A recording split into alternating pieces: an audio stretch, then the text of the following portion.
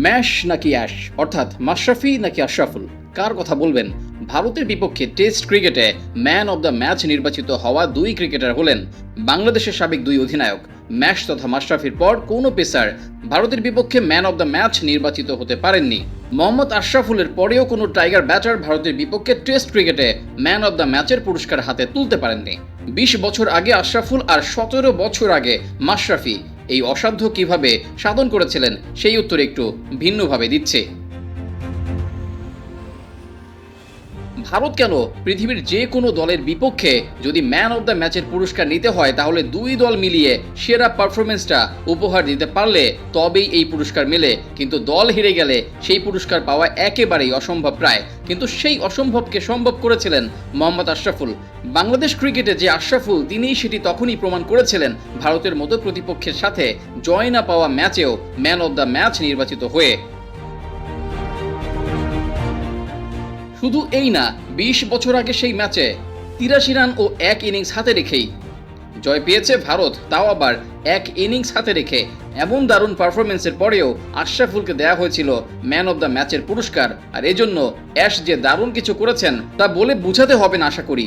Bat হাতে ভারতের বিপক্ষে সেদিন অ্যাশ খেলেছিলেন ১৫৮ রানের এক ইনিংস, তাও নট আউট থেকে। অনিল কুম্বলে, হরভজন সিং, ইরফান পাঠান, জহির খানদের সামনে ব্যাটিং করে ১৫০ করার পাশাপাশি তাকে কেউ আউট করতে পারেননি। তাহলে একবার চিন্তা করুন মোহাম্মদ আশরাফুল ঠিক কতটা সলিড ব্যাটিং করেছিলেন সেই ইনিংসে, আর সেই কারণে ম্যাচ হেরেও পুরস্কার পেয়েছিলেন আশরাফুল। আশরাফুলের ম্যান অব দ্য ম্যাচ হওয়ার ঠিক ৩ বছর পর সুযোগ এসেছিল মাশরাফির ভারতের বিপক্ষে। এবারও ম্যাচ চট্টগ্রামে। ব্যাট হাতে আশরাফুলের মতো ১৫০ পার করতে না পারলেও মাশরাফি তার সহজাত ব্যাটিংয়ের বাইরে গিয়ে ব্যাটিং করেছিলেন। ভারতের বাঘা বাঘা ব্যাটারদের সামনে দাঁড়িয়ে ম্যাশ করেছিলেন ৭৯ রান। পুরো দস্তুর পেসার হয়েও ৮ নম্বরে নেমে এই কীর্তি গড়েছিলেন ম্যাশ। ব্যাট হাতে ৭৯ রানের ইনিংসের পাশাপাশি বল হাতে ৪ উইকেটও নিয়েছিলেন ওয়াসিম জাফর, দীনেশ কার্তিক, সৌরভ গাঙ্গুলি ও মহেন্দ্র সিং ধোনি। এই ৪ বাঘা ব্যাটারকে আউট করেছিলেন ম্যাশ, যা বাংলাদেশের হয়ে ভারতের বিপক্ষে টেস্ট ক্রিকেটে এখনও বিরল ঘটনা।